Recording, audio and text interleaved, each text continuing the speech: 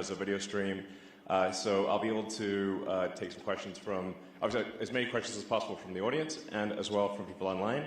But as you can see, I'm obviously here in person. This is me, not a clone of me.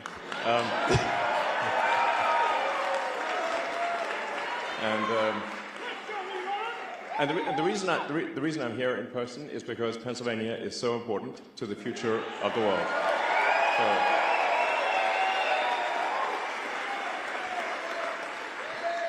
you know, you show what matters by your actions, not your words. And my actions are: I'm here, I'm in Pennsylvania, and I'm here for a very important reason. Which, yeah, which is. I can't emphasize enough that Pennsylvania is, I think, the linchpin in this election. And this election, I think, is going to decide the fate of America, and along with the fate of America, the fate of Western civilization. So.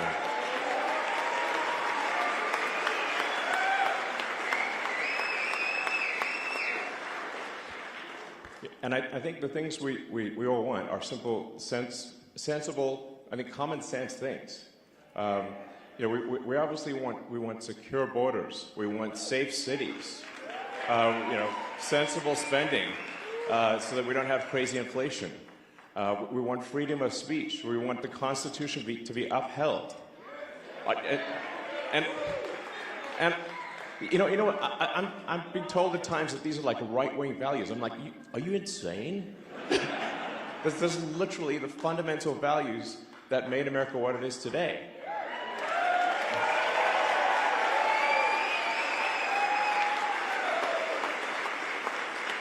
And anyone who is against those things is fundamentally anti-American. And the hell with them. Yeah.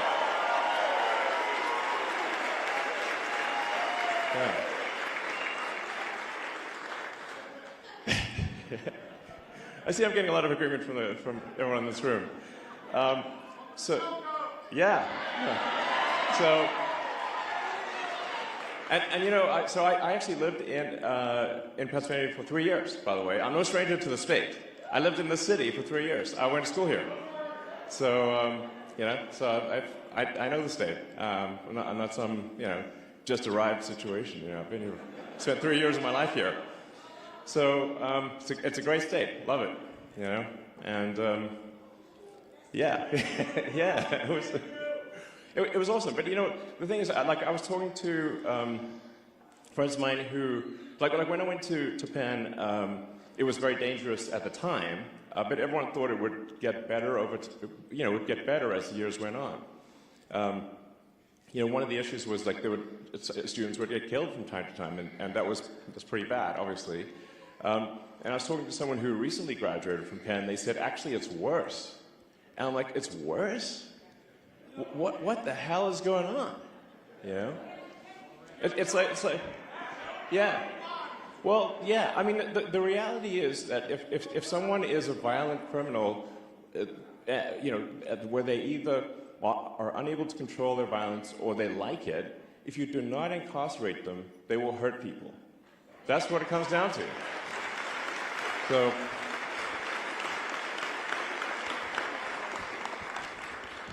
So if you don't put hardened criminals in jail, they will kill people. That's what it comes down to. And that's, unfortunately, the situation we have here is that the Democratic Party will not put hardened criminals in prison. And so they roam free, and they prey upon you, and your kids, and your family, and your friends. This is insane. How can we be, you know, the most powerful country in the world, and it's not safe to walk around our cities? What the hell is going on? Yeah. I mean, Soros, honestly, misanthropic. You know, for someone who has, you know, sort of claims to be doing good, but actually he is not. You know, he is tearing down the fabric of society. So terrible. Yeah. But I think it's just unbelievable that like, you should be able to feel safe walking around American cities. And it's not just, Philadelphia has a challenge, New York has a challenge, every major city in the U.S. Like my mom lives in New York, for example. 3 of her friends have been assaulted on the street this year. It's like, and it's getting worse. And now, when she takes her dog for a walk, she has to stay, inside of the building so she can call for help if need be. This is not the future we want.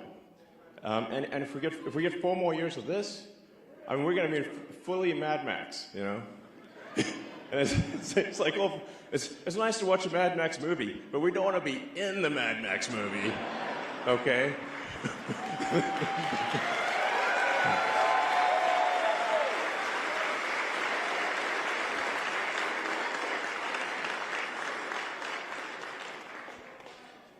So yeah, and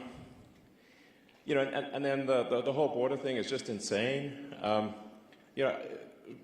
always want to try to figure out what is the truth of the matter, what's really going on. So on the border situation, it's like, is it real or is it not real? So I went there in person, and I just literally live streamed what I saw. And our border looks like World War Z.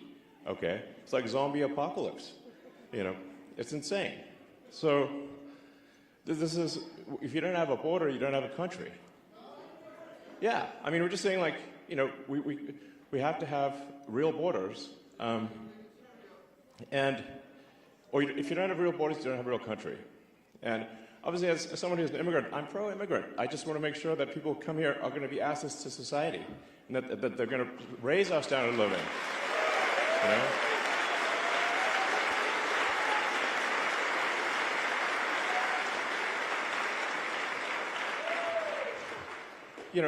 I think the sort of sports team analogy is a good one. So, like, let's say you're a pro sports team, you want to win the championship, then, well, you want aces on your team, obviously, because they help the whole team win.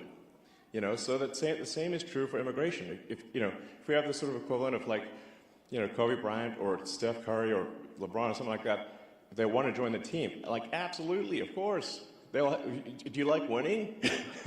Yeah, okay. But if they can't play basketball, they shouldn't be joining. So that's real important. And and then something that doesn't get a lot of attention is the fact that the federal government is spending America into bankruptcy.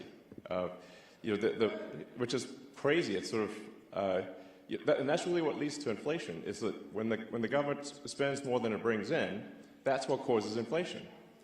Yeah, so it's just a pernicious tax. So there has to be we have to radically reduce the amount of government spending so that we don't rack up a debt that is impossible to repay and drive the country to bankruptcy.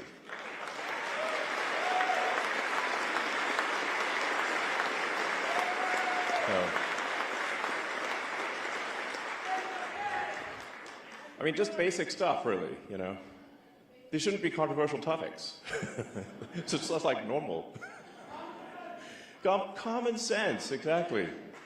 And you're seeing all these attacks on freedom of speech, and they're like attacking me for freedom. It's like, yo, that's the First Amendment, like literally the first one. Tells me it's a high priority. And the reason they had the First Amendment was because the countries people came from, if you spoke your mind, you'd be imprisoned or killed. That's why you have it. That's really important.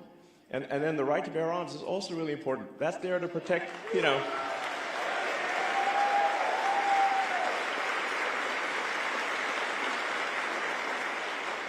I mean, the Second Amendment is there to protect the First Amendment. So,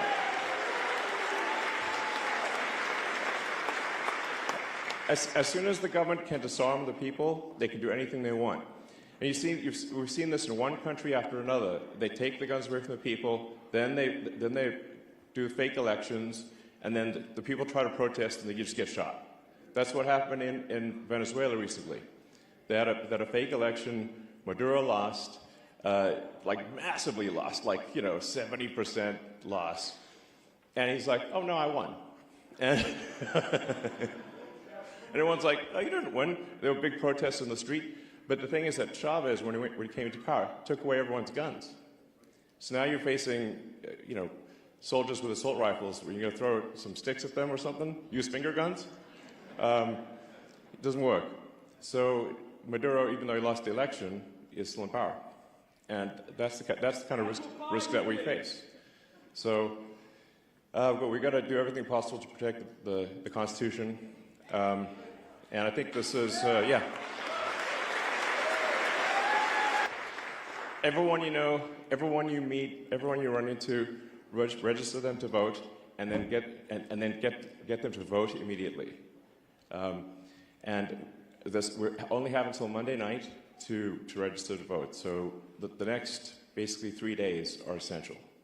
And I think we see this election decided in Pennsylvania by, it could be 10,000 votes, it could be 1,000 votes, it could be 10 votes, it could be some very tiny number. So every incremental person is a huge difference. I haven't been politically active before. I'm politically active now because I think the future of America and the future of civilization is at stake. So.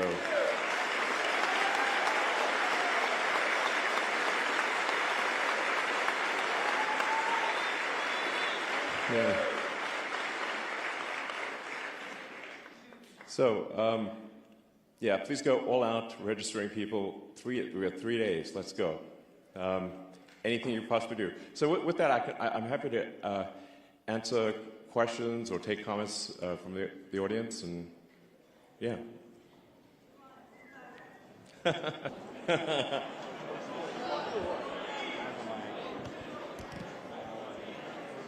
We'll do one question per person, okay? Yeah, I have the mic. Yeah. All right. Here. Elon, first of all, welcome to Ridley Township, Thank you. Delaware County, and welcome to Ridley School District and our beautiful high school. Yeah. Because you made this your first stop, we'd love to make you an honorary Ridley Raider. Thank you. I'd like to give you this shirt, football jersey. Sports is big in Ridley, big in Delaware County. This is Musk's 67 counties in Pennsylvania. We got to turn every one of them red. Great. Sounds good. Thank you. Thank you very much.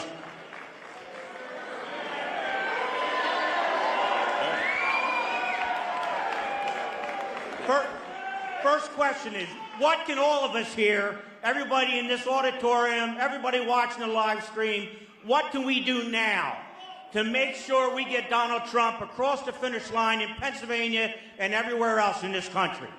Yeah, it's fundamentally for the next 3 days, just everyone needs to focus on registering friends, family, acquaintances, everyone you know.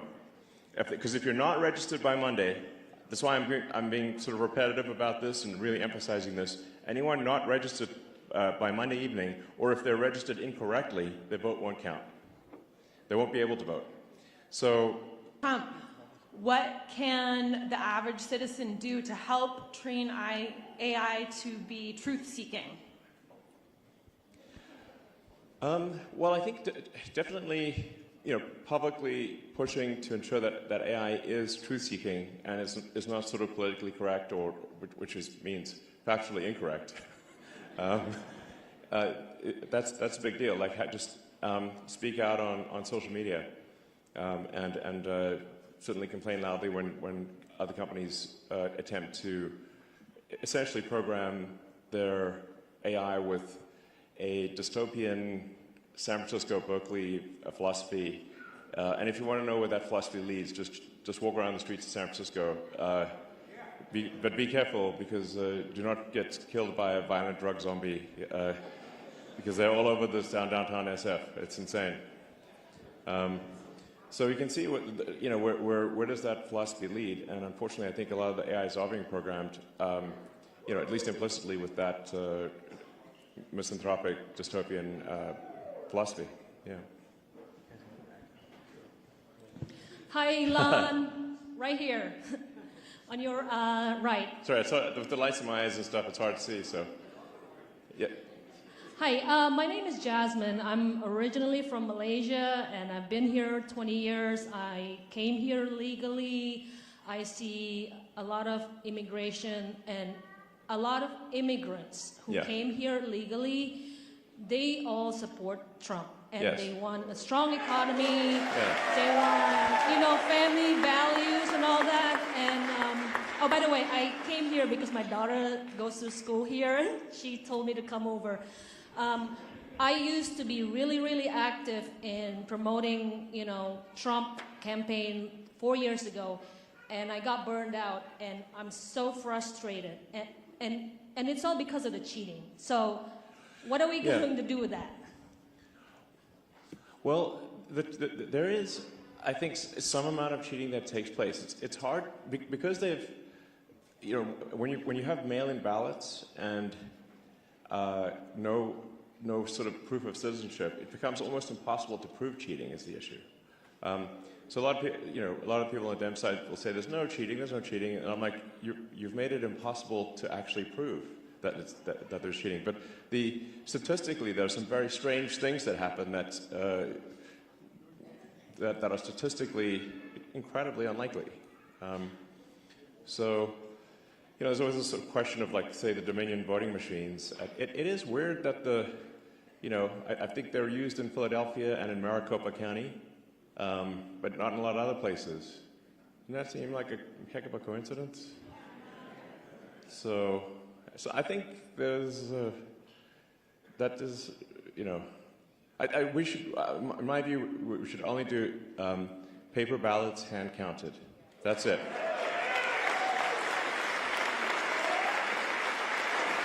I mean,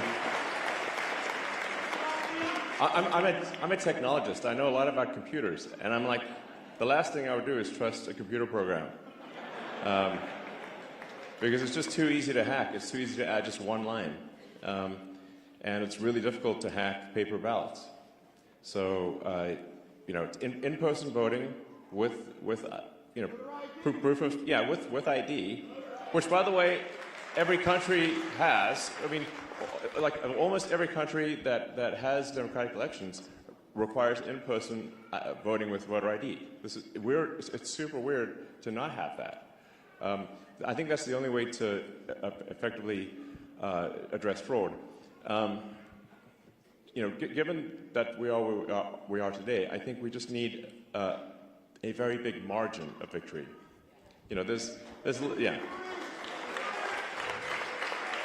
If the margin of victory is big enough, then as they say, it's got to beat the cheat. Yeah. So that's it. Elon, first off, you're my hero, and I love your sneakers. Thank you. So if you do choose to be the head of the Department of Government Efficiency. Yeah, those. Yep. What do you think about we stop giving money to other countries such as Israel, Ukraine, and we stop funding forever wars that most likely is going to the deep state anyway? Yeah. Well, I think in general the amount of waste that happens with the federal government is really staggering. It's a staggering amount of waste of taxpayer money. And if we're, for any given expenditure, we have to say, well, what does this do for the citizens of America? Like, how is this good for the people of America? It's their money. Like, for some weird reason, a lot of people in the sort of, state or whatever, the politicians, they seem to forget that the money being spent is your money. And if it's not being spent in a way that is beneficial to the American people, it's a misuse of the funds. So, yeah. I mean, there's a lot of money that's being spent where sort of illegals are getting more benefits than citizens. And, like, what the heck is that? That doesn't make any sense. Yeah. Hi, Elon. So as we bring government spending and look inward to our country, I am a government employee. I care about innovation and efficiency. With your vision for a Department of Government Efficiency, what can we do? How can we support you? And also, how can we spot the needs of people in North Carolina? The body count is abnormally underreported. What can we do to press on that and to support people within our country? Sure. Well, I do think that government efficiency is not simply about reducing the size of government, but making sure that there are incentives for excellent work. So if somebody's, whatever you incent will happen. So if you have incentives for excellent work, and by the same token, if someone's not doing excellent work, they're exited. Just like normal. It's really what happens in a properly functioning company is that you reward, or think of a sports team. The players that are doing well, they get rewarded, and the players that are not doing well, they exit the team. And that should just be how it works. And I think that'll have a profound effect on the effectiveness of government. So whatever you incent will happen. So if the incentives are aligned with saving people in North Carolina, then that's what will happen. But if you have a sort of a failed response to the disasters, to the hurricane disasters, and no one even gets fired, well, okay, what do you expect? No one's going to take action. So people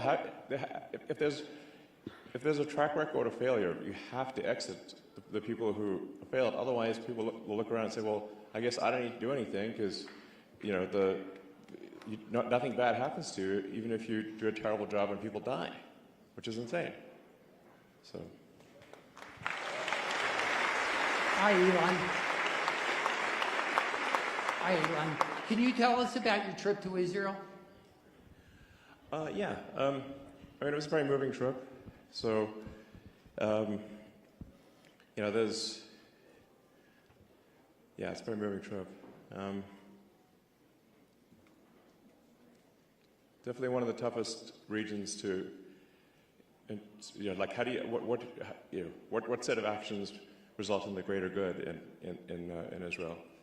I mean, obviously, you cannot have people who, if they want to slaughter everyone in Israel, you got to stop that. There's no way.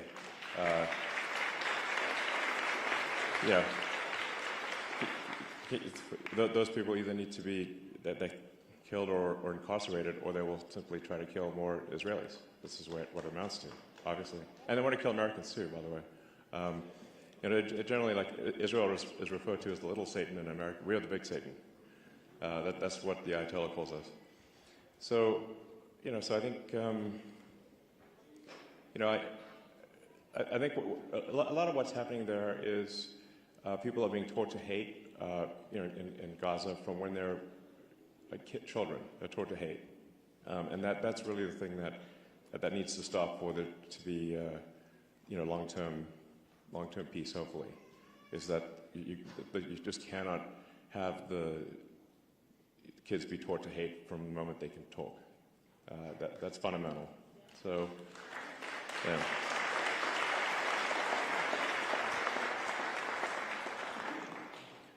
So, so I think there's it's kind of a three-step process there, which is you've mentioned one has to do the difficult thing, which is to eliminate Hamas, exactly, and then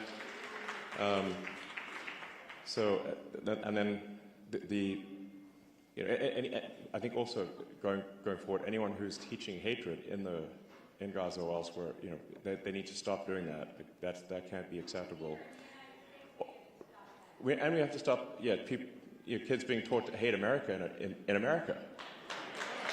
So.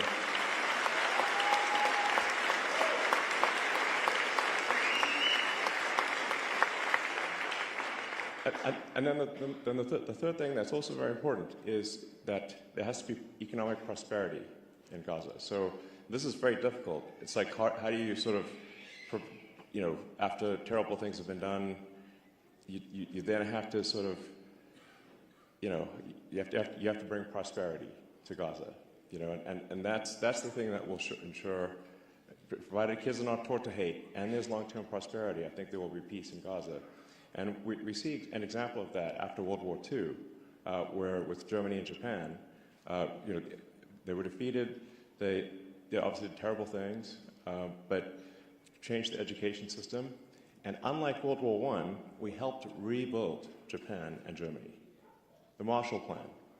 Instead of exacting vengeance, America insisted we're going to help rebuild Germany, we're going to help rebuild Japan, and now they're our allies. And there's been no war ever since.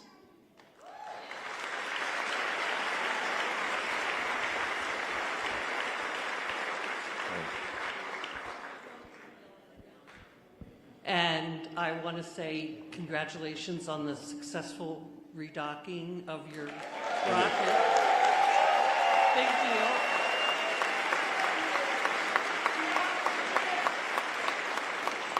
And I'm going to go... Yeah, I mean, honestly, it was a great week. We had the Tesla sort of cool autonomous car and robot stuff, which I think is going to be really, really great. I think, who wouldn't want their own personal C-3PO R2-D2? It'd be awesome, So I think that we're going to build some awesome helper robots and autonomous cars, and then this is a good day. Fate is smiling upon us here.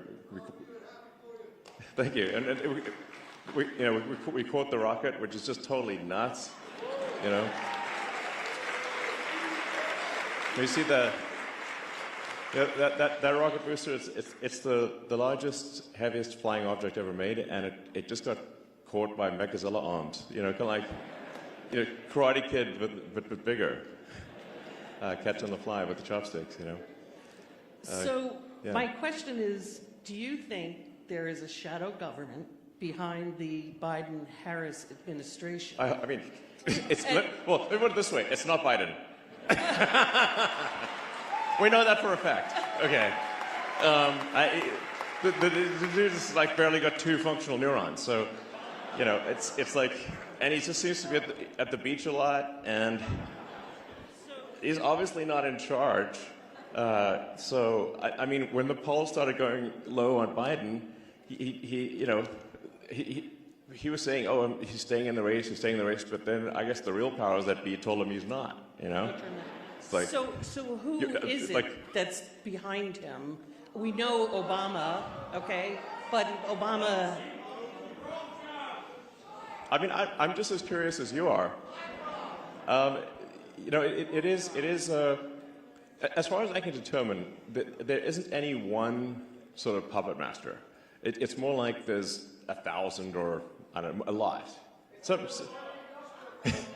But I mean, I'd like to talk to them to understand more about. Listen, what are your goals, puppet masters? I'm just curious.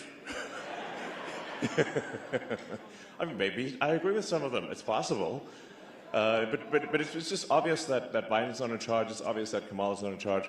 I mean, they just replaced the Biden puppet with the Kamala puppet, very obviously. And so you can tell, if the teleprompter stops working, then the puppet breaks.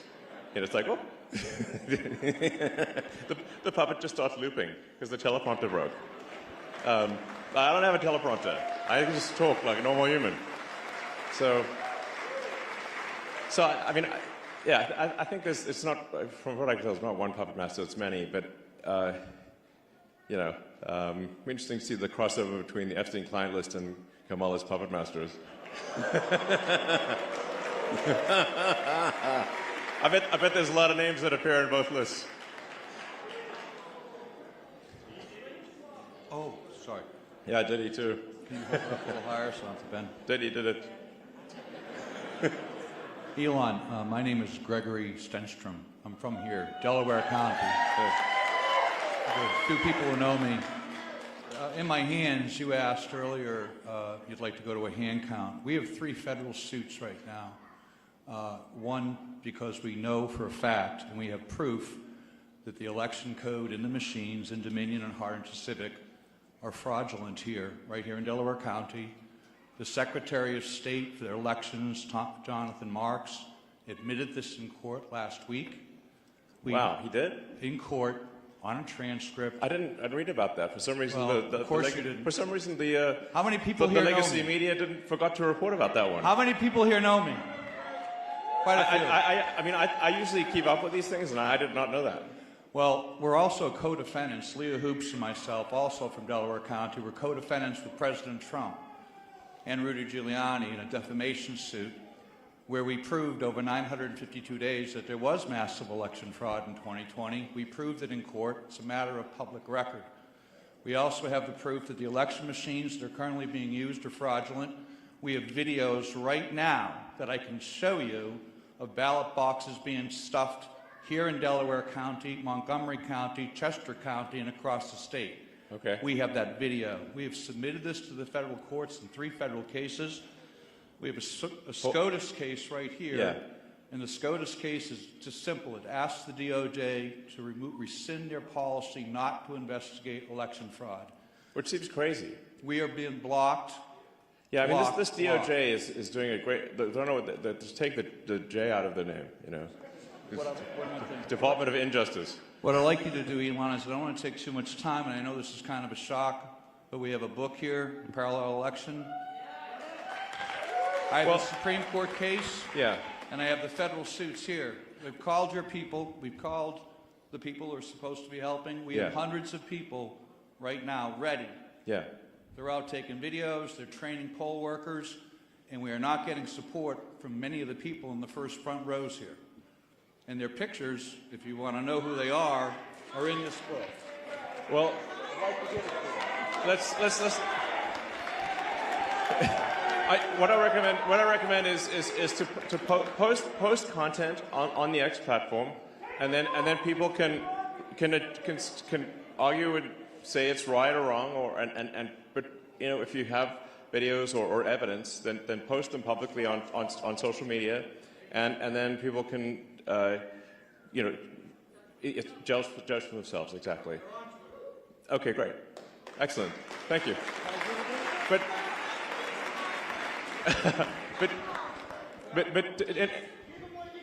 Anyway, let's not get contentious. This is I think, you know, teamwork makes the dream work here, if whatever the situation, I don't want to dissuade anyone from voting. It's very important to vote. You know, any actions with respect to voting machines and whatnot, we certainly want to put them under intense scrutiny, but it's nonetheless, everyone needs to vote. And like I said, if you leave here with one thing, the goal is to register as many people as possible to vote. That is the goal, and we only have until Monday night. That is the goal. One mission. Bam.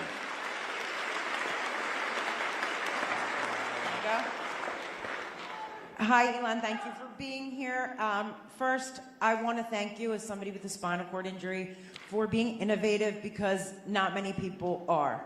I won't take up the time, but 18,000 people a year are injured. So thank you. Absolutely. And I'm hopeful that Neuralink can do a lot, actually, you know, initially providing the ability for anyone who's lost the brain-body connection to be able to interface with their phone and computer faster than a human with working hands, which is, I think, really cool. But down the road, I think it'll be possible to restore a whole body functionality. If you have a Neuralink in the motor cortex that then shunts past where the neurons are damaged in the spine, I'm confident that long term you can actually restore people's ability to walk and use their hands.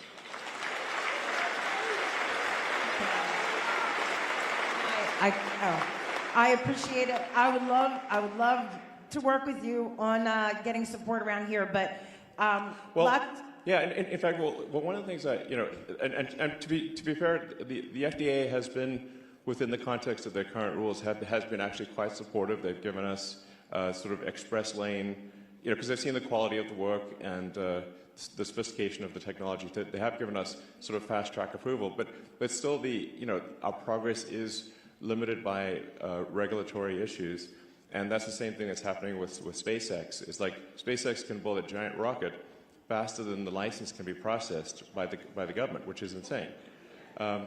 So, you know, I should mention, like, one of the most fundamental things about me supporting, and maybe the biggest showstopper of all for me, in terms of why I feel Donald Trump must win, is that we have to have sensible regulations We have so many regulatory. Last time I checked, we have 428 agencies. There's more than an agency a year has been created since since America was a country. Like we've got almost twice as many agencies as years that America's been a country, which means an agency has been created. There's like sometimes two new agencies per year created, which is just madness. So America is being smothered by overregulation. It's like I call it slow strangulation by overregulation. That's the I would like to ask about natural gas and lithium. That's kind of what. Pennsylvania is rich of natural resources and fracking gas and lithium, which could benefit not only our state, but our entire country. However, many residents, and I have to be honest, along 350 miles of Pennsylvania had real challenges like eminent domain and the destruction of water sources, such as what happened with the Mariner East pipeline. How can we ensure that while utilizing these resources, we work closely with local governments and residents without the federal government overreaching and forcing land from homeowners? Effective communication with citizens and their involvement in these decisions is crucial. What role do you see for technology or private industry in making sure that this process is transparent and fair? Because believe you me, lots of people were forced with eminent domain and aquifers poisoned all across Pennsylvania, including our veterans. And this has been a real problem since 2016. So we want to support our workers and use our gas, but we need to be careful of what we're taking from people who've lived here, families for centuries. Certainly. I believe in sensible regulation. So, but what I see happening is that there are all sorts of, there's a mountain of rules that actually don't benefit people, and then there's missing rules that do benefit people. So it's this bizarre Kafkaesque nightmare of regulations where ultimately the good of the people is not served. And we get regulatory delays for things that are fake. Meanwhile, bad things are allowed to happen simply because someone filled out the paperwork and gamed the system.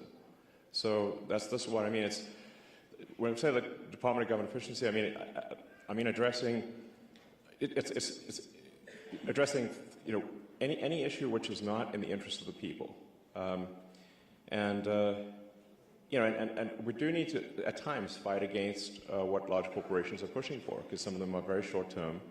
And some large corporations do bad things. Corporations are like people. Like some people are good people. Some corporations are good, some are sort of meddling, and sometimes some corporations are bad. And it's just like people. Is the way to think of corporations. So we've got to stop the corporations that want to do bad things, make sure they're doing things that are in the interest of the people. And then corporations that want to do good things, they shouldn't be slowed down by smothering regulation.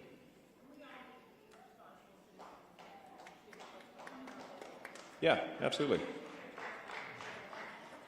Yeah, and I think these things should be done very much in the open so people can understand what's going on and nothing, in the shadows. So sunlight is the best disinfectant.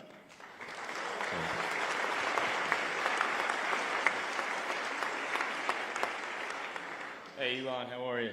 I'm Rob. These are two tough acts to follow here, but my question's a little more simple. What are some of the first courses of action you plan to take as the head of government efficiency if Trump gets elected, and do you have any areas of concern in particular? Yeah, well, that's a good question. I definitely, the focus right now is making sure that Trump wins the election. Otherwise, it doesn't matter. And I think if Trump loses, we're going to see, our cities are going to get less safe. The border's obviously going to be wide open. We're going to see government spending go ballistic. It's inflation go nuts. It's going to be just bad on every level. And fundamentally, if the current trend of strangulation by overregulation is not turned around, we'll never get to Mars. It just will be illegal. And then we'll be a one-planet civilization. There won't be a space-faring civilization, and Starfleet will never be real. And we want Starfleet to be real. Yeah.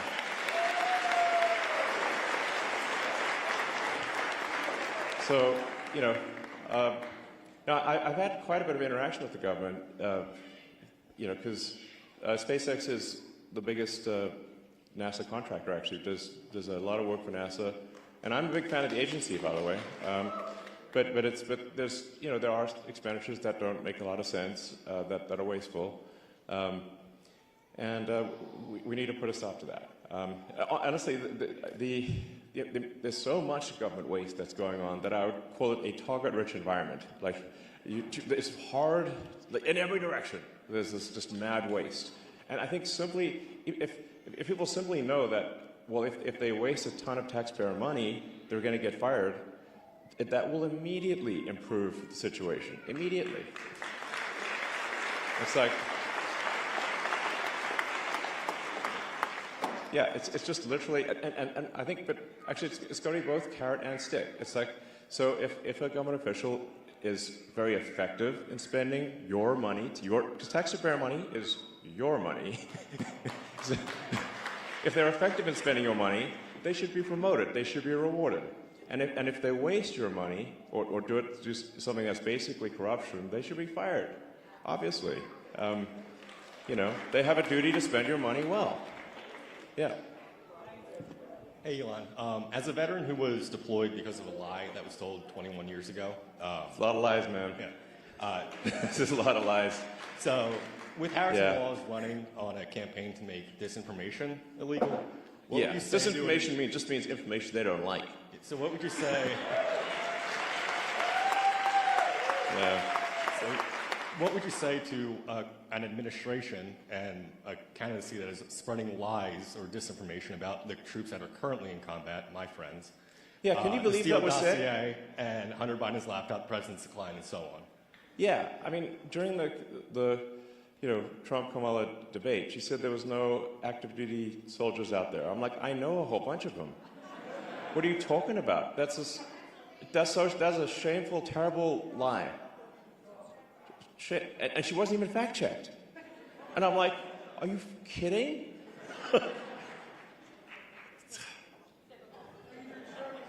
I mean, yeah, thank you.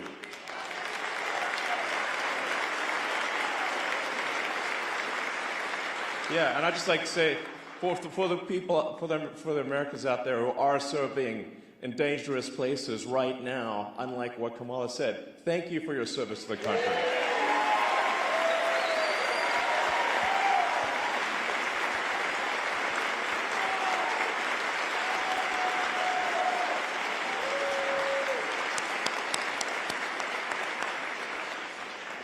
Elon, thank you for stepping up to help America when you don't have to. Like, you could be on an island right now. Yeah.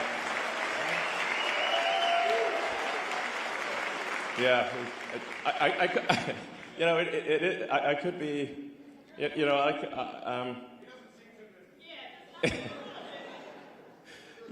I have a lot of jobs. No, it's true. I mean, there are, a lot of people I know who are on a yacht, sipping a Mai Tai, whatever, in an island, that is a thing I could be doing. But I think I can't do that if I think the future of civilization is at stake, which I do. My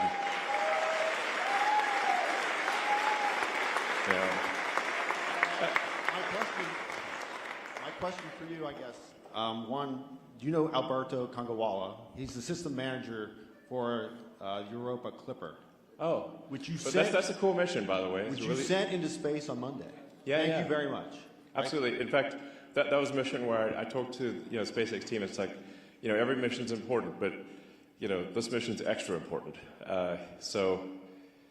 Yeah, because I'm like, I think like you, like I think most people, I want a future where you look forward to it and you're excited about what's going to happen. That we're going to learn new things. That it's going to be better than the past.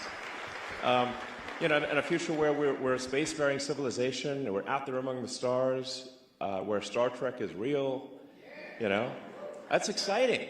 I mean, they have to be, life can't just be about solving one problem after another. There have to be things that inspire you, that move your heart.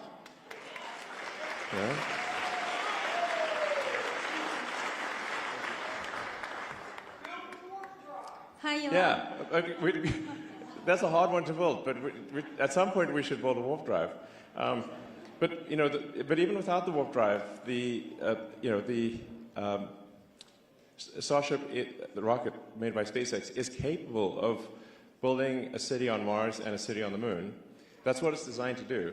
But we're being massively slowed down by regulatory molasses.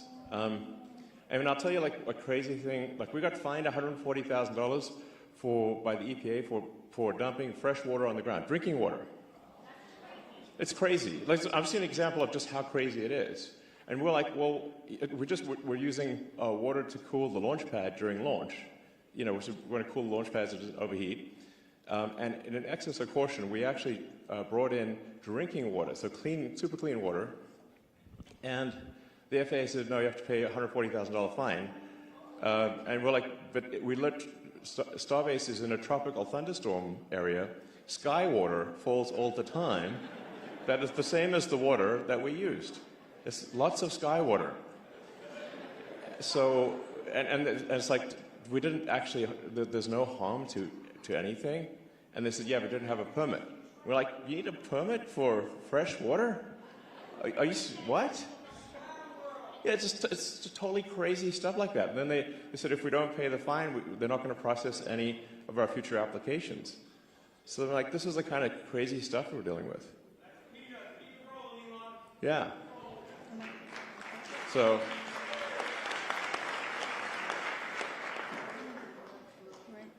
Hi, Elon. My name is Sarah. I'm from Philadelphia. I have a whole team here. First of all, I'm really excited about your recapping of this rockets and your Hyperloop program.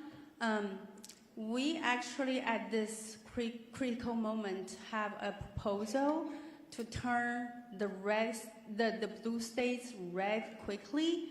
I would like to sincerely to accept our protocol. The proposal. You know, we want to have some further discussion with you, and really thank you for putting everything you have, risking everything you have to support President Trump to take our country back. Well, thank you. Sure. Thanks.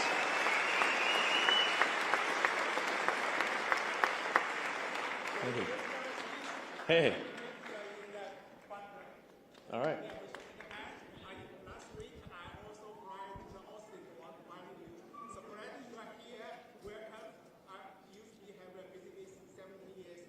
Great. All right, sounds good. All right. So, yeah. Well, I'll take a few more questions and then wrap it up. Yeah. So go ahead. Elon, hi. My name's Kevin, and I grew up right in Springfield, close by. And I want to thank you for all you've given up. You were the media darling. And you've sacrificed everything for freedom right now. And I want to thank you for my family and everything. Yeah. I also want to thank you. I want to thank you for all the lives that have been saved with your full self-driving, and all the future lives will be saved with that. That is one of the bravest things you've pulled off. So thank you. I use that every day. You're most welcome. Yeah, I think it will save many lives and many serious injuries, and also give people their time back so they can. You know, they can just be in their car and do whatever they want and watch, movies or whatever they want to do. It'll be great. I absolutely agree. My question for you is, and this is a very confusing thing in Pennsylvania, do you think that we should, as a voter, vote in person, wait until voting day to vote in person, or do a mail-in ballot right now? I think you should you should vote immediately right now. Yes. Can you explain real quick why? Should you have a pen? Yeah, so where were we?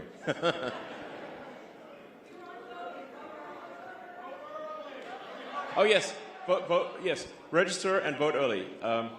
It's I would say vote immediately. Yeah, you're welcome.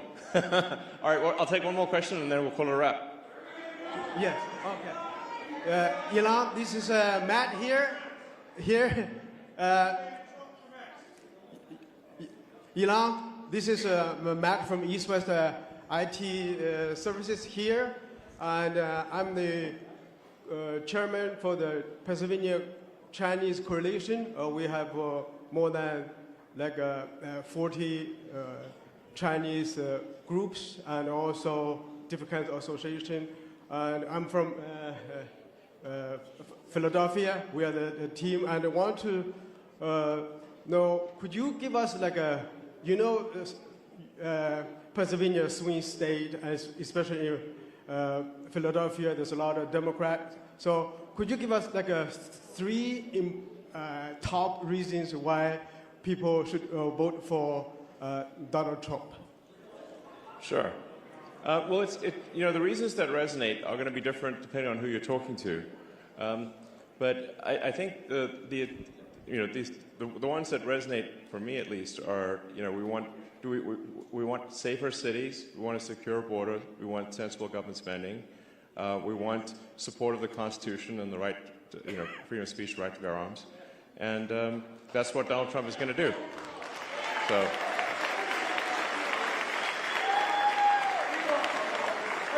And the other thing I think is maybe a concern is that I think if there's 4 more years of sort of the